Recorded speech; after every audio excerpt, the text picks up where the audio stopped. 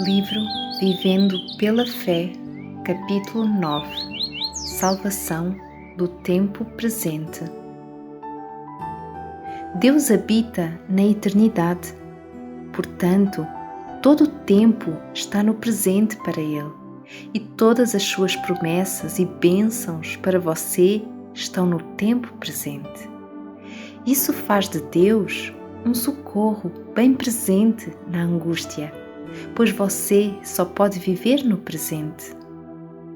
Não se pode viver um minuto sequer no futuro.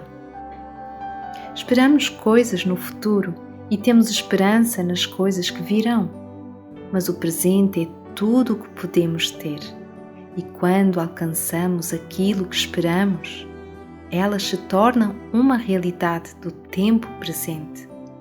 As coisas que você aguarda no futuro serão a continuação das coisas que você possui no tempo presente.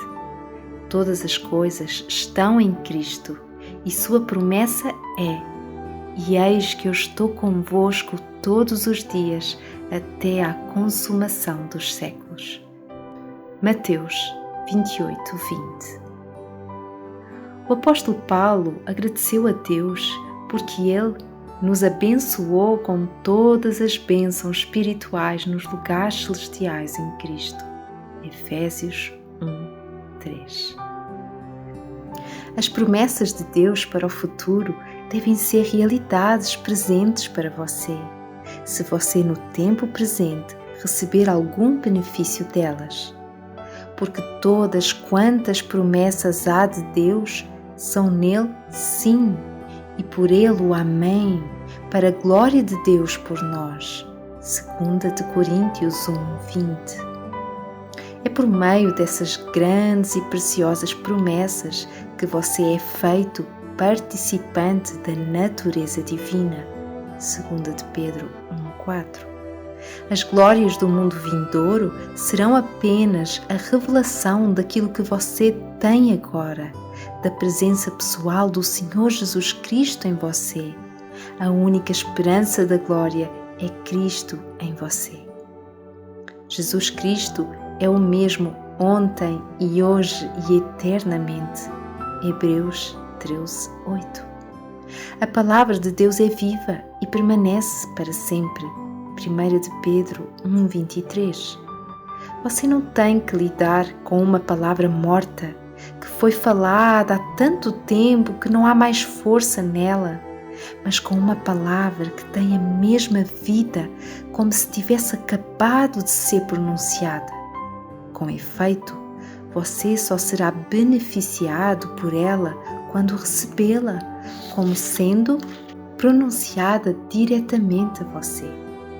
Por isso, também damos sem cessar graças a Deus, pois havendo recebido de nós a palavra da pregação de Deus, a recebestes não como palavra de homens, mas, segundo é na verdade, como palavra de Deus, a qual também opera em vós os que crestes.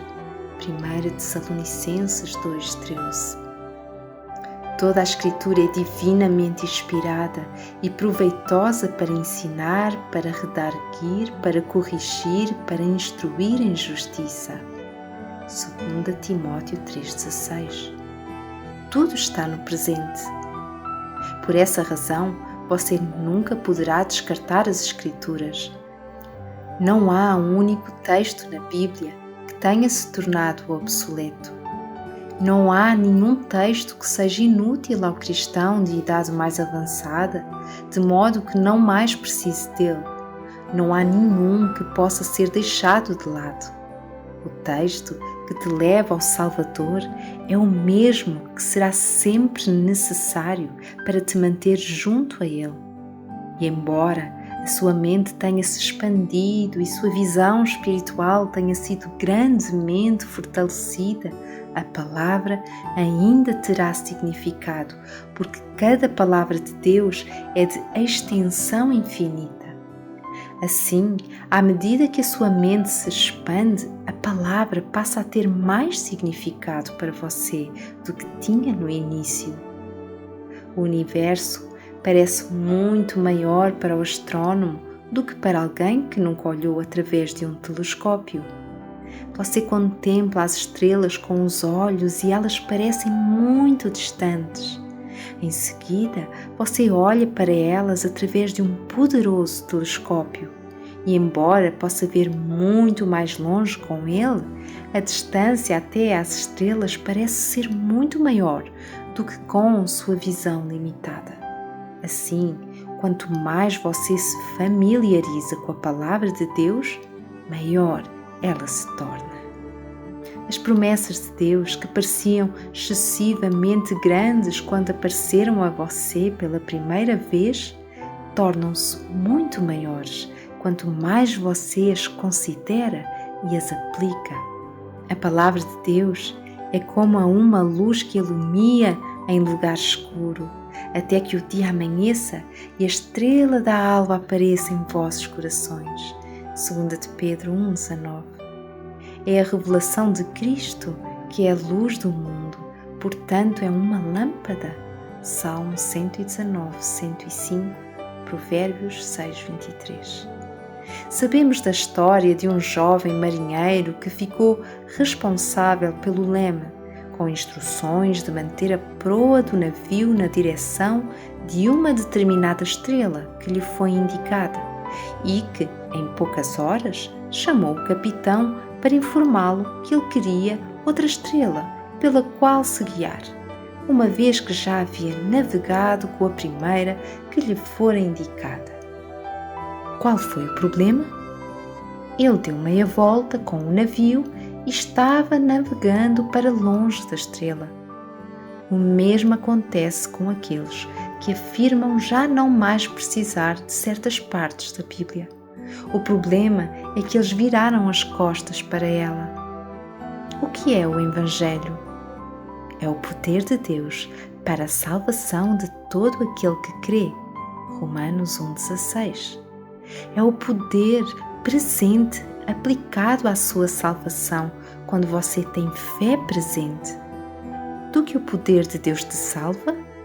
Jesus é o poder de Deus e dele foi dito: e chamarás o seu nome Jesus, porque ele salvará o seu povo dos seus pecados. Mateus 1:21. Esta é uma palavra fiel e digna de toda a aceitação, que Cristo Jesus veio ao mundo para salvar os pecadores, dos quais eu sou o principal. 1 Timóteo 1:15. O Evangelho é o poder de Deus para salvar do pecado, mas é o poder presente, pois o pecado está sempre presente. Seu poder é aplicado apenas quando você crê. Mas o justo viverá pela fé. Romanos 1,17. No momento em que você deixa de crer, você é um pecador, como se nunca houvesse crido.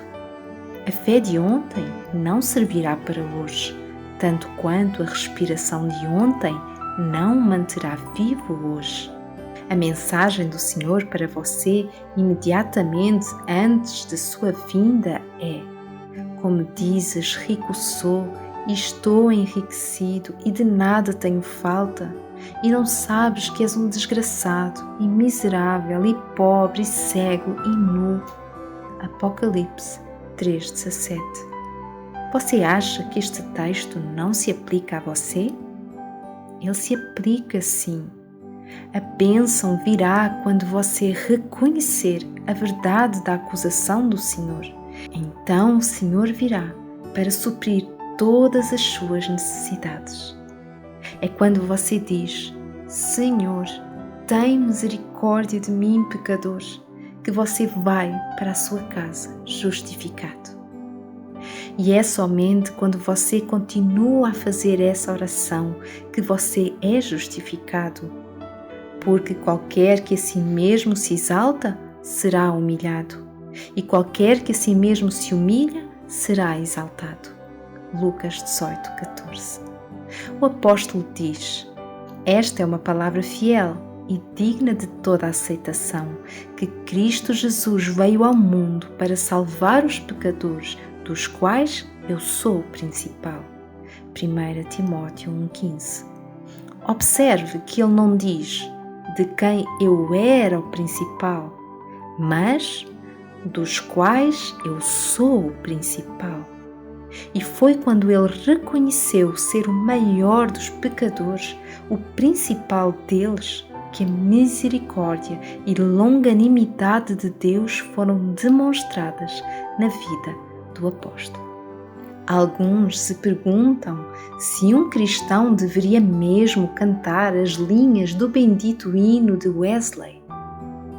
Justo e santo é o teu nome, eu sou totalmente iníquo, vil e cheio de pecado eu sou, tu estás cheio de verdade e graça. Se você pensa que essas linhas não refletem o seu estado, você se encontra em uma condição deplorável, pois está se fechando para a fonte da justiça. Não há bom senão um só, que é Deus. Mateus 19:17. Portanto, qualquer justiça que seja demonstrada em sua vida é apenas a justiça de Deus. É somente quando você reconhece sua própria pecaminosidade que você se apega à justiça de Deus, que vem pela fé em Cristo.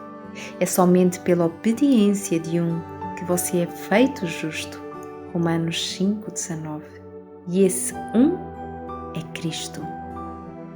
E Ele é propiciação pelos nossos pecados, e não somente pelos nossos, mas também pelos de todo o mundo.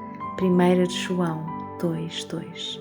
O cristão, com 40 anos de caminhada com Deus, precisa da justiça de Cristo tanto quanto o pecador que vem pela primeira vez ao Senhor. Então lemos: mas se andarmos na luz, como Ele na luz está, temos comunhão uns com os outros, e o sangue de Jesus Cristo, seu Filho, nos purifica de todo o pecado. Se dissermos que não temos pecado, enganamo-nos a nós mesmos, e não há verdade em nós. 1 João 1:7 e 8. O máximo que você pode dizer é que Cristo não tem pecado e que Cristo se deu a si mesmo por você. Ele é Deus, o qual para nós foi feito por Deus sabedoria e justiça e santificação e redenção. 1 Coríntios 1:30. Mas observe que a purificação é um processo presente. Você pode até saber que o sangue de Cristo o purificou do pecado em algum momento do passado, mas isso de nada servirá.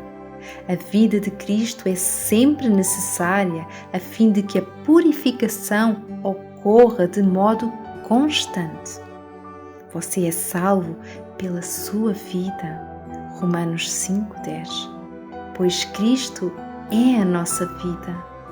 Colossenses 3:4. Assim, todo espírito que confessa que Jesus Cristo vem em carne é de Deus.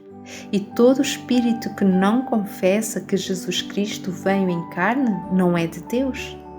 Mas este é o espírito do anticristo, do qual já ouvistes que há de vir, e eis que já agora está no mundo. 1 João 4:2-3. Observe novamente o tempo presente. Não é suficiente confessar que Jesus Cristo veio em carne. Isso não lhe trará salvação. Você deve confessar de maneira categórica e consciente que Jesus veio em carne, e então você é de Deus. Cristo veio em carne há 2000 anos apenas para demonstrar isso.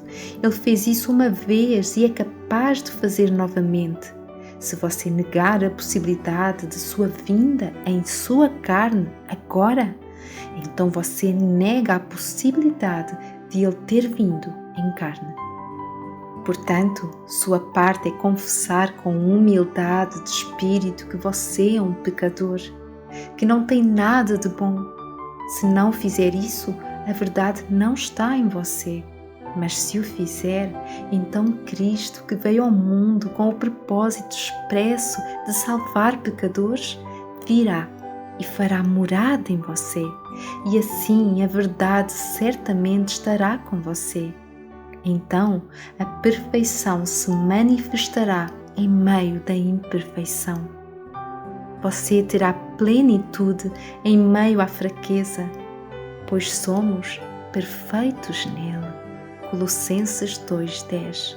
Ele criou todas as coisas pelo poder de sua palavra e por isso Ele pode pegar o nada que somos e torná-lo para louvor da glória de sua graça. Efésios 1:6. Porque dele e por ele e para ele são todas as coisas. Glória, pois, a ele eternamente. Amém. Romanos 11:36.